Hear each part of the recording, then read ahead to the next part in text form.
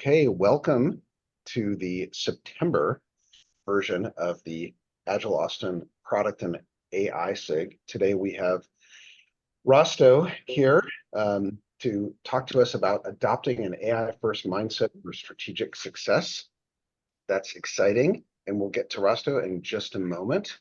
We are part of Agile Austin, whose mission is right in front of you. We've been around since about 2005 or 2006 as a 501c nonprofit organization in Austin, but the reach on Zoom is very wide. And thank you for folks that are around the world in New Zealand and wherever you may be or watching on the recording, because we get this great technology to share, to learn and collaborate together real time and asynchronously. This is the board of directors. We happen to have one of our members here, Max Akizi, the president, or Massimiliano, who is the president of Agile Austin, and some fine folks here.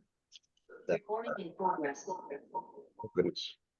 Okay, there's ways to sponsor. If you're interested in sponsoring, please feel free to reach out to contact at Agile Austin. And membership is a great deal. It's $35 and you get a bunch of benefits, and check that out if you're interested in that. We actually have 6 regularly scheduled SIG. We're product and AI SIG, but there's many other where you can contribute and learn. We have some sponsors. Big thanks to Agile Velocity and as our platinum. ResumeX is new, gold sponsor, and our silver sponsor, Ad Maloria Coaching. And we have a pretty interesting benefit for our members that you can apply for a scholarship, and you will be entered in to win all sorts of really good anything. It could be a training course, it could be a series of books. Again, like we show love to our membership. Certainly do. Let's see here. Agile Austin is giving some there's volunteers. Many of us are volunteers. This is a volunteer run and led organization. If you'd like to participate, we'd love to have you. Both Vishal and I have been around Agile Austin for a while. We are the co-SIG leads of the Product and AI SIG. There's a little bit about who we are and what the Product and AI SIG is. And I think if you're interested in product, this is the right place for you. Product can be internal. Almost everything is turning into product. Value first for the customers. We're also here for AI. So somewhat at the intersection. Sometimes it's the union of either of those, and that's what we're here for. Just what's happening over the next couple of months. We actually have both of our next 2 speakers here. So John Hines will be joining us yet again, explaining explainability in AI and learning to whistle. So that should wet your whistle for maybe some curiosity for the next, what we're going to be talking about next month. And then in November, we have Buncombe Tijani, who's going to be fresh out of the LASCON conference, the Lone Star Security Conference. He's one of the leaders there, and he's going to be very likely talking to us about the OWASP Top 10 for LLM applications, unless he changes that title. And if he does, that's my fault, not his. Right, we're here with Rasto to talk about the essential components of an AI-first mindset and for Agile and product management professionals to achieve better results with generative AI. And thank you very much for coming. With all of that, I am going to stop share and hand over the meeting to Rasto. Hey, and Matt, Thanks, just very, very, very quickly, can you make Vishal co-host again? Will do. As soon as you get the chance, because he dropped off and joined. No worries. Okay, Rasto, please feel free to share the screen. Thanks, Matt. Thanks, Vishal, for having me. I feel really excited to be here and to speak in front of these Agile professionals. One thing that I think you should all know is that Vishal is my ex-colleague from the organization that he worked for. So we know each other for a while, and we're also in contact through LinkedIn. So LinkedIn act like as a bridge in this hall, and I got this opportunity, and I'm really thankful for that. So I hope that you will like today's topic, even though it's not going to be like sharing of lots of practical applications of AI, but I think it's going to be about the subject that is really, really important. So let me share the screen and I will just start. And finally, sorry, before you start, I just got my mic unmuted. So I just wanted to thank Rasto. He's in Bratislava. Thanks for joining. It's late in the evening for him. It's past 10 o'clock, past his bedtime, but he still stuck around for us. So thank you again. And I have had the opportunity to work with him. He's written books about JavaScript. He's a very well-rounded person. He can write about JavaScript. He's published books. He can talk about AWS and he can talk about AI. And he's also a top AI voice on LinkedIn. So I'm excited to have him on. Thanks, Rasto. Please go ahead. Okay, let's do a check if you can see my screen. Please, anyone? Okay, perfect. Great. I think that's the sharpest presentation we've had so far. Look at that. Thank you. Very creative. Okay, guys, so I think I should start with the following. There are two important questions that we have to answer first. First of them is, why does AI matter? And you probably heard it before. AI is not going to replace humans, but humans using AI are going to replace humans who are not using AI. Yeah. I think it's nothing new. It's been here for a couple of months, and maybe all of you have heard it. I heard this phrase around December last year, and I instantly remember it. And since then, it was like frequently coming to my mind and helped me oftentimes remain motivated and supported my continuous AI learning journey. Whenever I fell down, I recalled this phrase and it helped me stay focused and continue with AI. But after a couple of months, I suddenly realized one thing. I'm not the only one who is studying AI, who is working with AI. Many others are as well. Yeah. And then I ask myself one question. What should I do in order to be better than those who are using AI? Because there will be many people doing it, and I want to be better. And I found what it is. I need to acquire and leverage so-called AI first mindset. So now we are going to take a look together what is required to build AI first mindset and what it really is.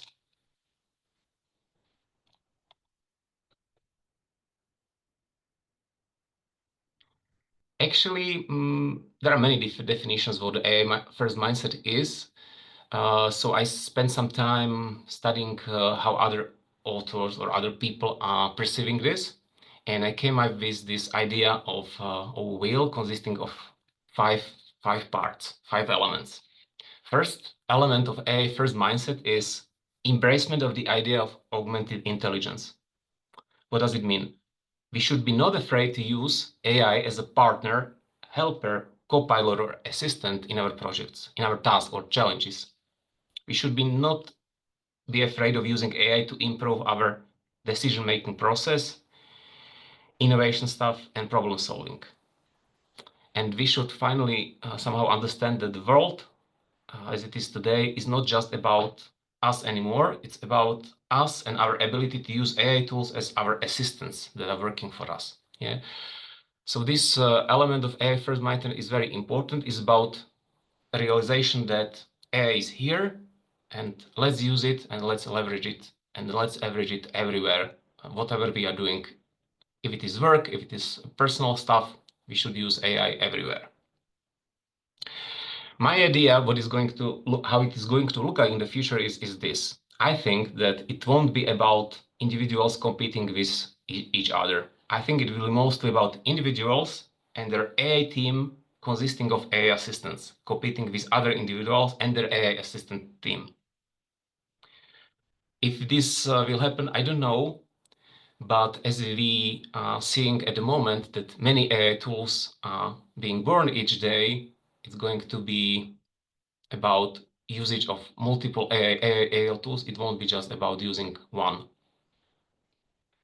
Now I've got quite good news for those of you who had or have people reporting to you at work. For those of you, this is going to be a little bit easier than for the rest of us. And the reason is you have probably mastered this ability to delegate, and you have patience and experience with supervising your reports. And this is something we should be capable of when working with AI assistants. Because AI assistants as they are today, I mean, different AI tools that you can use, they require supervision. You can delegate something to them, but you have to review the outcome. And it's something similar if you are like having an assistant that is reporting to you. You know that maybe it won't do your work as good as you, but the quality is sufficient. And if you supervise that person, it will improve and produce better result next time. So if you have worked with these people reporting to you, it's going to be much easier. Okay. What's the second element of the AI first mindset? It is about putting AI as your default interaction. And the word first in the phrase AI first mindset says it all. You should start your interaction with an AI chatbot rather than using a search engine. I will provide you with an example. This is what I did for today's presentation. Before I started working on it, I asked AI chatbot to help me with its structure. Then I entered my thoughts into the sections that the AI chatbot created, and I let AI review it, correct it, and augment if necessary.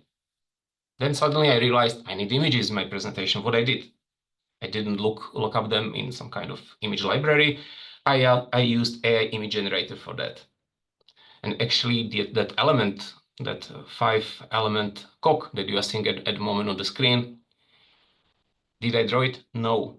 I just provided text to a specialized AI tool, which came up with the idea which diagram or scheme could be an appropriate visual representation of it.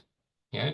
So I didn't have to use image generated in a way that I provided the prompt, okay, generate a cog divided into 5 parts. No, I just provided the structure, and it came up with the creative ideas of different diagrams, and I used that. You see, I used AI as a coworker, powerful assistant, and delegated many of the tasks that I would be otherwise be doing 5 years ago. So this presentation, as you are seeing at the moment, is the result of the use of multiple AI tools. And by doing this, I was able to create this presentation quicker. I didn't have to be like someone drawing images or spending much time looking up them. I delegated this to some tools. Yeah. So putting AI as a default interaction is something like having an AI chatbot as your default homepage in your internet browser. You start your internet browser, and instead of going to the Google search engine, you interact with AI and ask it to a few questions. For example, you were tasked to deliver something.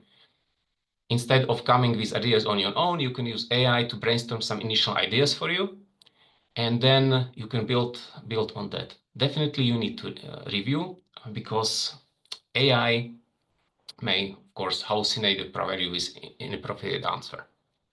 The third element of the AI first mindset is about cultivation of continuous learning. There is one saying that I have to say I invented myself, and it's about that no matter how hard you study or work with AI, you will always remain an AI expert just for 2 weeks. And why is it so? Because in the meanwhile, AI is going to evolve that much that you need to learn new stuff again. And that means that you need to learn AI continuously. As human brain loves routines, it's very good practice to establish a time each week to dedicate to AI. And it doesn't have to be just learning stuff.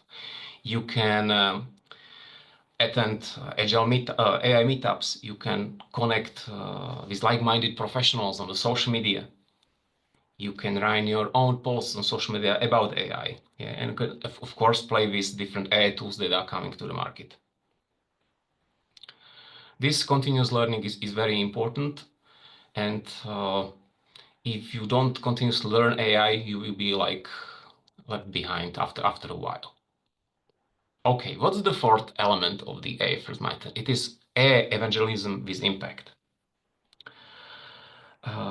This is actually very helpful when you are working in a company and you have colleagues.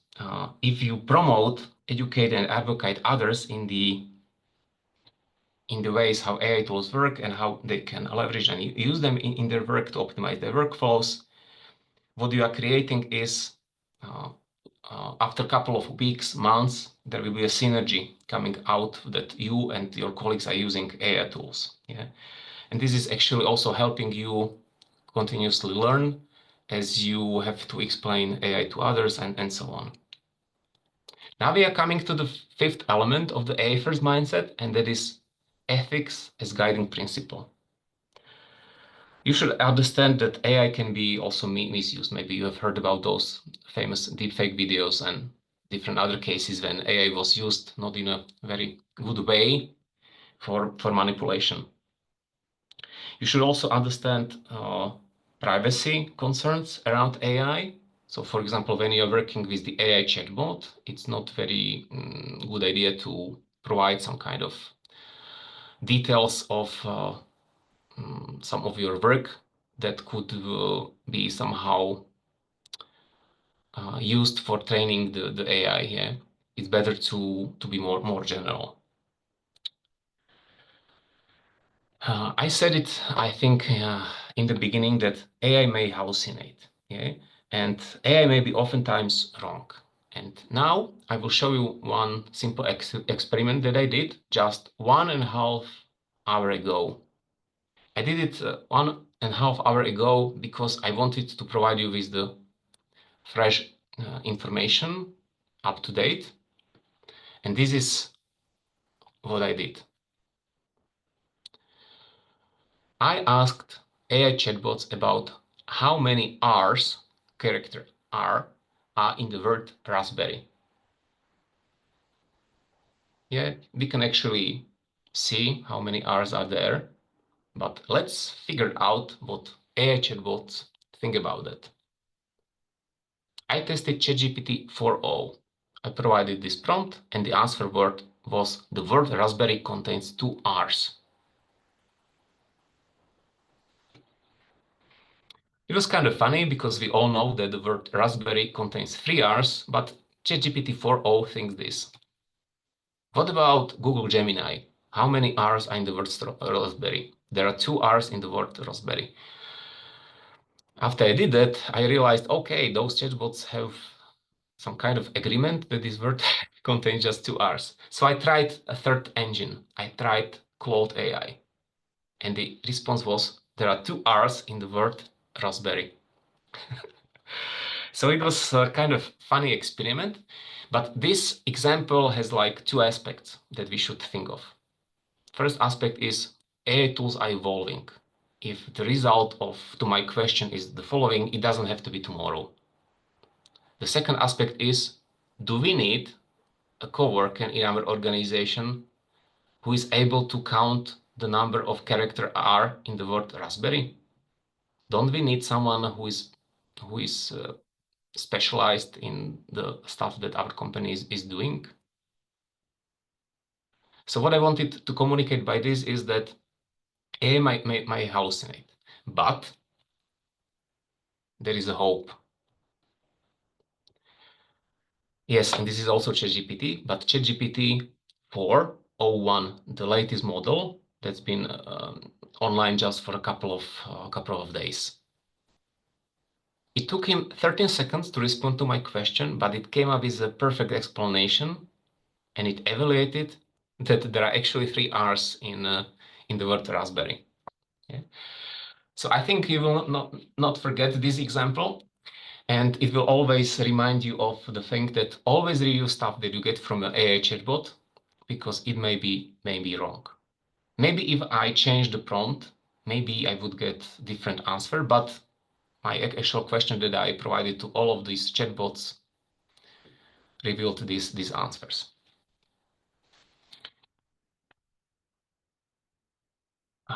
Okay, so when I was doing this presentation and I came up with this 5-part, like 5 elements of the AI first mindset, and then suddenly I realized I'm doing presentation for Agile professionals who are some of them from product management.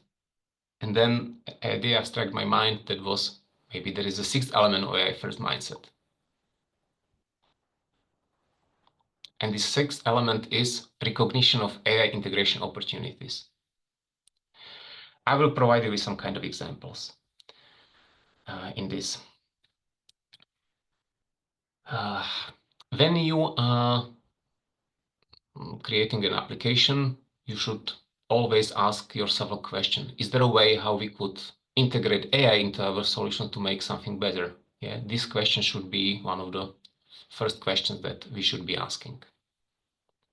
Sometimes asking this question yourself, you will not come up with an answer. So there are some supporting questions that you may ask as well. And those are, do you have a lot of historical data?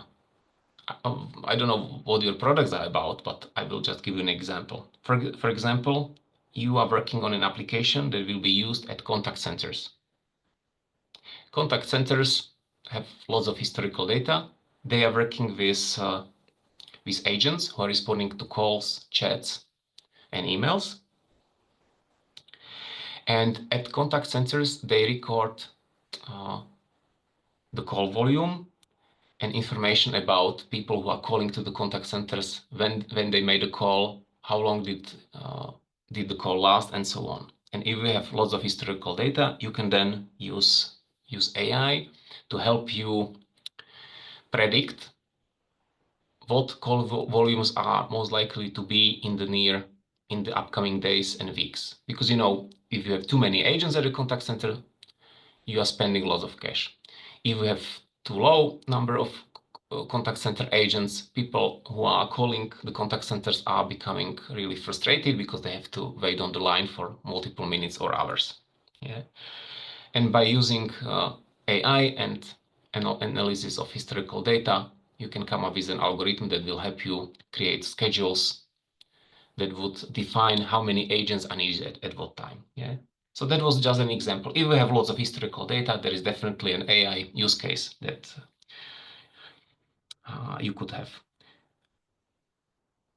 Another case is if you have a CRM and you are storing information about your users or customers, and in the CRM you have these records stating, okay, when the customer joined and started using your product, and you have some information about his interactions and about the situation when the customer left and stopped using your product. By using this data, you can use AI to predict which of your customers are most likely to churn, and then you can do the measure to prevent them from it. Yeah. Once I was working for the organization that had a huge membership, that had a huge count of members. It was like 2 million because it was labor union. Yeah. And what we did, we analyzed data from their CRM and came up with a model that helped them predict when their members are going to resign from the labor union. Yeah. And based on this prediction, they could contact those members in advance and do some measure to help them stay in the union, yeah, by providing them with some special packages or special plans or so. Yeah, so this sixth element is really important. It's about possibility or opportunity to see AI everywhere in our products and services, and trying to think of how we could implement AI in our products. Okay. We are getting to the part of the presentation that is going to be about how to start with acquiring this AI first mindset. What is really important for you to know that adoption of AI first mindset requires time. Because the way how you should work with AI tools or AI is the following. You shouldn't consider AI as like a set of some extra tool that you start using and everybody will be happy and everybody productive and effective. No. we should somehow integrate this AI into our lives, into our thinking, and everything. And human mind cannot like change the way how it works from one day to another, and it requires some time, because what we've been doing the last decades, we have been working in a different way. We didn't have AI tools at our disposal. Maximum we had maybe some kind of human assistant that was helping us with something. But now we have to get used to the new way of working, or the new way of world that will be consisting of many multiple AI assistants that we should somehow leverage to be effective and to be able to compete with others. There are actually 3 steps that I'm proposing in my presentation, how to start. First step is, it's good about if you make a commitment that, okay, from today I'm going to use AI in more deeper way. You should ask yourself what is going to happen if you use AI daily, what is going to happen if you don't use AI at all. And it's good if you have on your desk or somewhere on a place where you are working, you have something like a paper or something attached to your wall that will remind you that you should do something with AI each day. Okay, what's the second step? That's actually very simple. Set your browser homepage to your favorite AI chatbot. And every time you start your internet browser, AI chatbot will load, and this will remind you to, okay, maybe I shouldn't start doing something on my own. Maybe I should first ask AI a couple of questions to help me initially brainstorm the idea on my behalf, and then I can build up on that. And what's going to be the third step? It's about actually using AI daily. As I mentioned when I was discussing this continuous learning element, dedicate 30 minutes a day or week, whatever works best for you, and use this AI. Okay, so now we are almost at the end of the presentation. On the image that you see on this screen, you see a train, and you see a man who is like thinking, should I get on the train or not? So my message is, AI train has just arrived and there is still time to get on. And I have to tell you that the train will be very fast. So if you haven't already started, my recommendation is don't wait any longer, because yeah, now we have this opportunity and we should use it. All right. Thank you. Thank you, Rasto. Appreciate it. Folks, any thoughts, questions? You'll have to, the way we'll do this is to avoid all the Zoom bombing stuff. Please turn on your video if you're looking to ask a question, or raise your hand. So, and then I'll kind of unmute you. Any thoughts?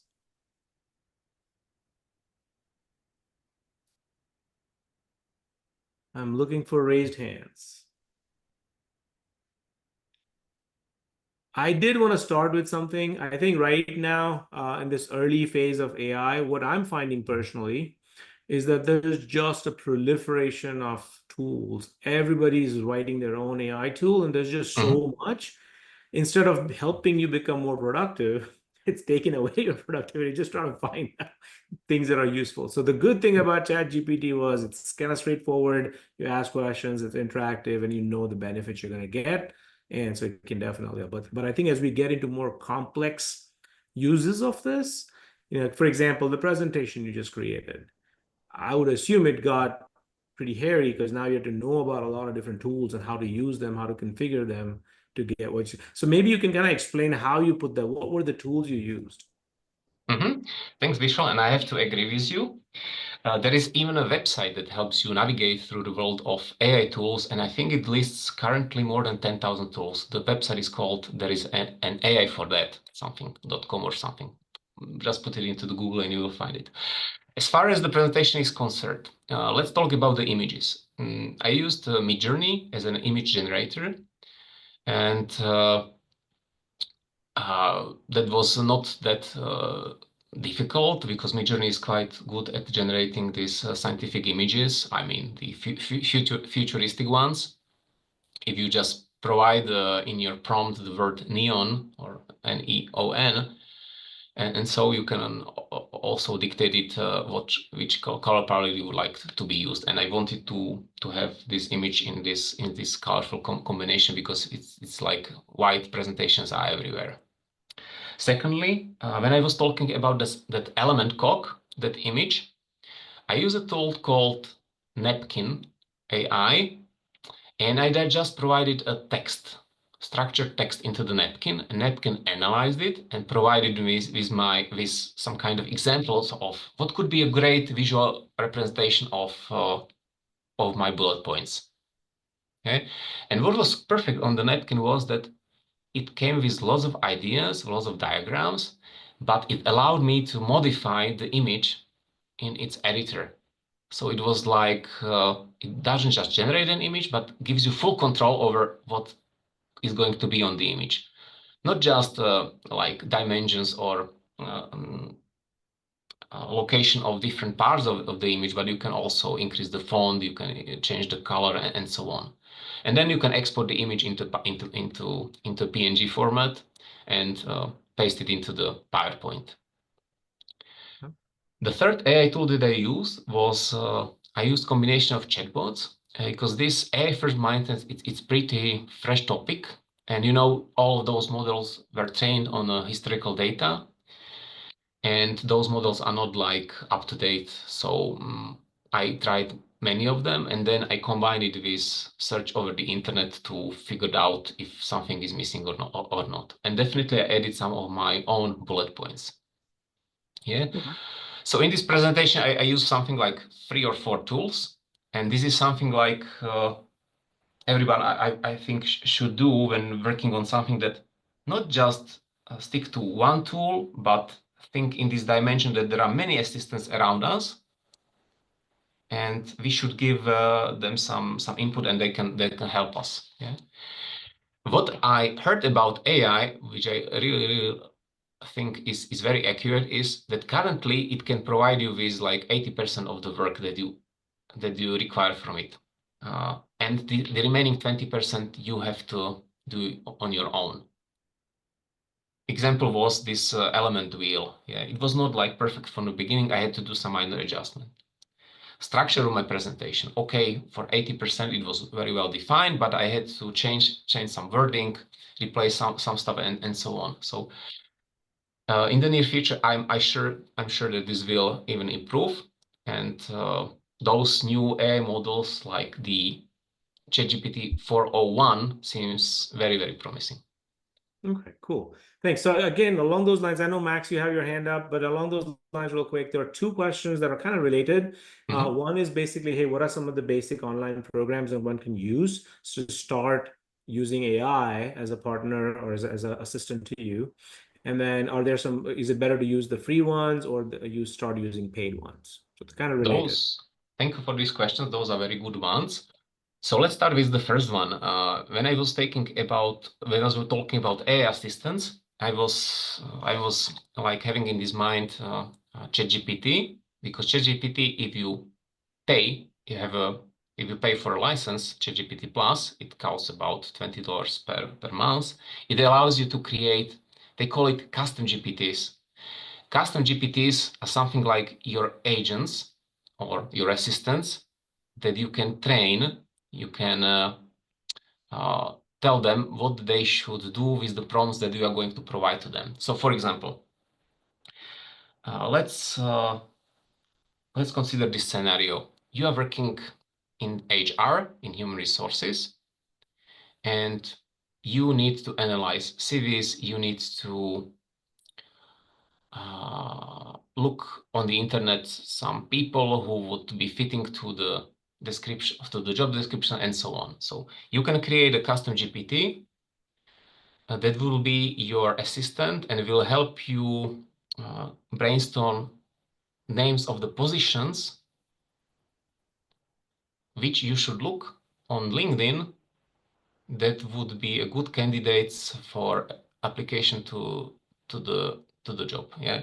So I can give you some kind of example. You are tasked to hire someone to be working in the position in the sales. This chat assistant can help you figure out what combination of words of job position you should look for on LinkedIn. Yeah, it will provide you a list of sales representative, key account manager. I don't know what other combination is there, so you don't have to do this brainstorming on your own. Yeah.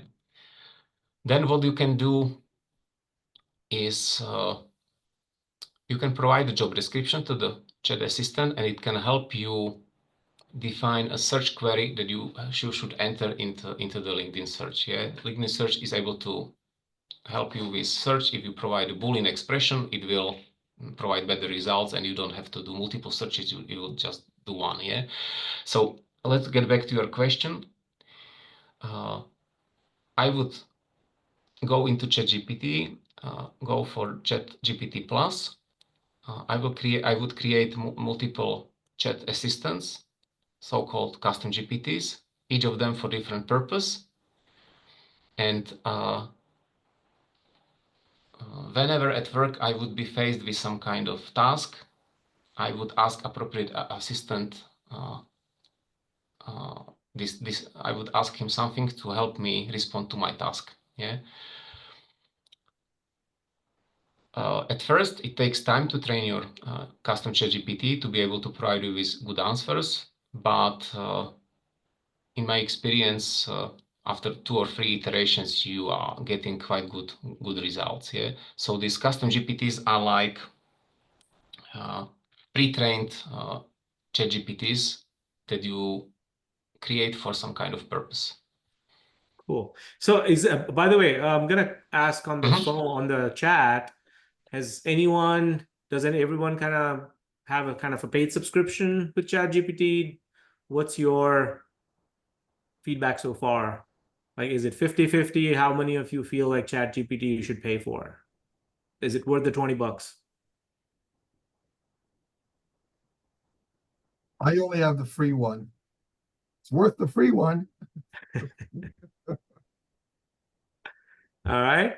Okay, so I think, yeah, exactly. I think Walter just said, paid, it's worth it, especially if you can kind of spend some time configuring it to help you with different tasks. That should definitely be very handy. And I think they continue to add more things. So, obviously you can kind of create more visual stuff as well, spreadsheets and so forth. So I think beyond just the chat part of it, there's a lot more power and capability that you get as you start moving into the paid version. Okay, so let's take a look at the second question. All right. I think they both were sort of related. Yeah. But what I want to say, if you want to start with AI, you don't have to pay anything because ChatGPT has a free option to use it without paying anything. Cloud AI as well. You are definitely limited by the number of prompts that you are able to enter, but if you use multiple AI tools in the beginning, once you figure out how they work, at first you don't have to pay for that. Also, Google Gemini and Claude, they don't charge anything if you play with that. Also, this napkin application that I was mentioning, I didn't have to pay anything. Midjourney as an image generator, you are required to pay some small money each month, but there are image generators like Leonardo.ai that are providing you with some kind of free credits for a couple of image generations per day. So that's also doable, and also Ideogram, for example, for images. Cool. I think Max had his hand raised. He's been very patient. Sorry, Max, go ahead. No worries. We're here together. Quick thing, because you said something very important at the beginning of the presentation that really connected, and I've heard this a lot of times, is it's not that it's AI that's going to take your job away from you. It's the person who uses AI to the most effective possible manner. And since here at the Agile Austin organization and the community, we want to keep on raising the visibility about experiences and ways that, like an Agilist in a particular role that could be considered traditional kind of an agile role, a product manager, a scrum master, an agile coach, or just anything in that sphere.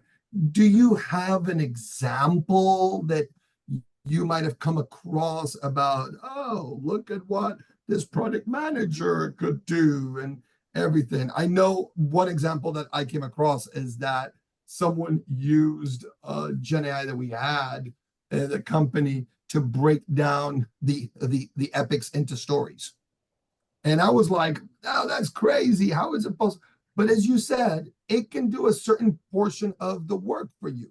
It might not have been at the 80% mark in that scenario, but even getting like to 50%, 40%, when you have like a lot of epics that you're going to break down into stories for a lot of teams and everything, that's a big deal. That's a big deal. You can be a lot more productive and focus your time as a product manager on like understanding how the end user uses the app a lot more effectively instead of all this documentation. Like that's one thing that came to mind that, you know, because some development teams are like, oh, if I don't have stories, I'm not going to start to work, right? Oh, God forbid. So do you have an example or a story or something that can say in an agilist way, right? Yeah, those examples were fine. I can also provide you with my examples. Mm-hmm. So I'm a programmer, but I'm still tasked with writing user stories. And as you know, user stories are consisting of some kind of introductory part, and the other part is touching acceptance criteria. Yeah. So what I'm doing is that I'm defining the initial content of the user story, but I let AI generate acceptance criteria from it. Of course, I need to a little bit edit them, but usually it catches the main facts there, yeah, because the acceptance criteria relate to these initial facts that I provided into the story. In the story, I provided also explanation what needs to be done and why it needs to be done. And you still have to go over it, of course, and everything. Yes. But there's just so much, and I think that sometimes people just get lazy or they're quick to do the work, and I can't spend time like 20 minutes now on acceptance criteria, right? I just can't. Yeah. But if you can use these tool sets that are available, then you might only have to spend 3 minutes on just having to review and tweak it. Right? Yeah, and if you want to have better results with generation of acceptance criteria, definitely you should go and create your custom GPT that you can train and provide basic information about what's the standard in your organization for the acceptance criteria. If you have some certain phrases or certain elements that you are touching, you can put it there as some kind of Exactly. some kind of input, and this custom ChatGPT, when generating a new acceptance criteria for you, will take those inputs into the consideration, and those acceptance criteria will be more like what you are expecting them to be. So that was the first example. Because you might have hundreds and thousands of existing stories with acceptance criteria, so I can go through that and start to see how it is and create something that's similar. I can provide also more information how to train these custom GPT agents. So let's say that you have an application that is used at contact centers. In this custom GPT agent, you will mention something that, okay, people will be asking you prompts around acceptance criteria, but bear in mind that all of the questions will be around a product that is used at contact centers for this purpose. And once the custom GPT has this context, it can better understand what we want from it. Because what is really important to recognize is that AI tool cannot see inside our head. So by providing that context, we will get better response from the custom GPT. Yeah.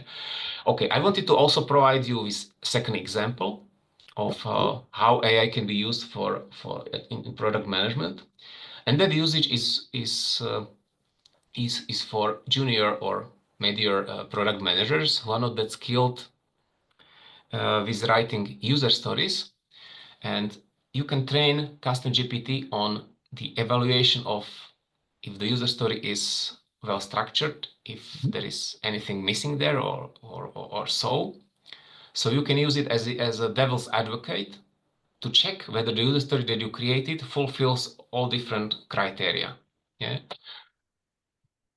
So you can feed it with information about your definition already, and then it can really help you evaluate the user story and help you recognize if you have forgotten something or so.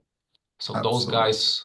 So if you are, I don't know, if you have a team of many junior product owners or product managers, this can be really come in handy for them. Yes, yeah. And I like the fact that the examples we gave were specifically in the product side. That's just one example of multiple, but that's where I've experienced in my years, that's where a bottleneck can be, right? Because you just have a lot of people that are just ready to work, crank out stuff, and you're waiting for the product person, or you're waiting for this, you're waiting for that, and by the way, awesome. Thank you. I did have another quick question, unless someone has something. If you want to ask, I'll let you go first. Anyone want to raise your hand before I jump in real I quick? think there was Eileen that just asked a question a minute ago. Yeah. How do you get? Oh, okay, sorry. Yeah, please, please. Yeah. How do you get through the thinking or the mindset that ChatGPT is cheating? Oh, because it's not cheating, Eileen, if you use ChatGPT. Well, especially when you pay for it. No, it's just joking. Especially when you pay for it. Yeah, I can maybe respond to that in the following way. I was experimenting with many prompts for a very long time, and what I figured out that if you are providing a very long prompt to the ChatGPT, it tends to somehow forget what was mentioned in the beginning. So what really is helping me these days is when I have a special phrase at the end of the prompt that says, before providing me is the answer, please go over my instruction again and make sure that you absolutely adhere to my instructions. Yeah. So this is something like a little bit of flow at the custom at ChatGPT, but the newest model, this ChatGPT 4.01, requires the opposite. Very short sentences, because it applies different way how it works. And actually, the very long prompt would be like maybe not that helpful a lot. Yeah. So it depends which model at ChatGPT you are working. So be prepared for these new models that you should somehow relearn how to enter the prompt. All right. So I think I'm trying to see who had the feedback. So I think Jeff is still not satisfied with any of the answers. So he's looking for a specific training program that someone can begin with. What's your thoughts? This question is referring to how to be good at creation of prompts. Did I get this right? Yeah, I think basically it's like, hey, is there a training program for ChatGPT? So if you have no experience, where do you start? I mean, honestly, ChatGPT is very, very easy. It's just back and forth Q&A, as if you're talking to someone. It's like chat, right? You kind of chat and then it gives you a response. But is there some good training program? Does, has anyone looked at maybe OpenAI? Do they offer a good program? Well, what I can tell you, it's not really the program, but at OpenAI website, there is a special guide called Prompt Engineering. And they mentioned something like 6 strategies for getting better results. So I can pass into the chat the URL. But you still have to like study it by yourself. It's not like an online program or something, but could be beneficial, and it comes from the authors of the ChatGPT. So, all right. I did have one other thought that I was kind of going to ask about. So this particular SIG is about product managers and product managers. One aspect is, yes, using AI tools for your personal benefit to help you professionally do things faster and be more productive. The other aspect is integrating AI into your products. And so we've had some conversations about that as well. But have you had any experience integrating AI models, AI tools into your real, your enterprise product, for example? Yeah, when I worked for a previous organization, and we were coming up with this solution for contact centers, we used this AI, but not the generative AI, but the machine learning. And we provided this historical data, and our application was then able to come up with automatic schedules of agents. So they so we saved some time because we didn't need anymore a person who would take a look at the call volume from the past and come up with some kind of schedule and do the guesswork or something. So if you don't mind my asking, what were some of the technologies or tools that you ended up using? So if you had to do it today, all over again, what would be your recommendation? Where would you suggest to start?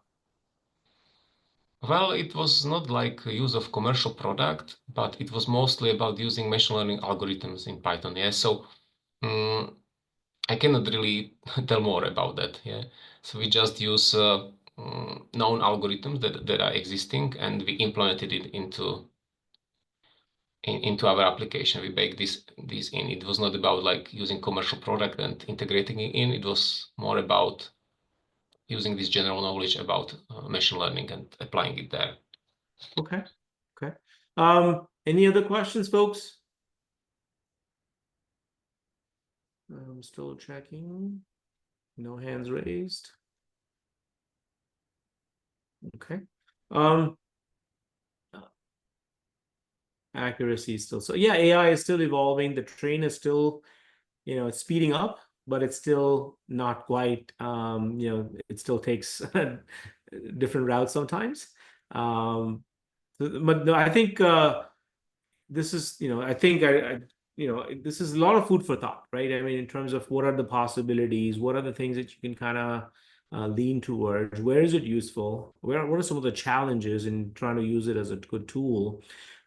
Generic question would be, what percentage of your time do you think AI has saved for you compared to 2 years ago? I would say that it's around 20% at the moment. Okay. 20%, but this has never been 20% from the beginning. It was like when I realized that I have to use it daily. Yeah. Because when I didn't use it daily, it was like no saving at all because I was using it like a special tool. Not every time I needed it, I use it. It was like about random usage. Yeah. And this random usage, it's not like providing some cost savings really or time savings. All right, so if there are no more questions, I'm going to call the meeting to a close. So I'll give another 30 seconds. Thank you so much, Rasto, as well, for joining late. I know it's kind of late in the evening for you, and appreciate the No problem. time you spent on putting together the presentation, sharpening your AI tools and skills. So that's cool. Again, we have just a reminder, next month, John Hines is going to talk about explainability. Tongue twister. He's going to say that 3 times really fast. That's going to be the start of the call next time. But thank you all for joining. Appreciate everyone's time and look forward to seeing you all again soon. Thanks and have a great day. Bye. Thank you. Thank you.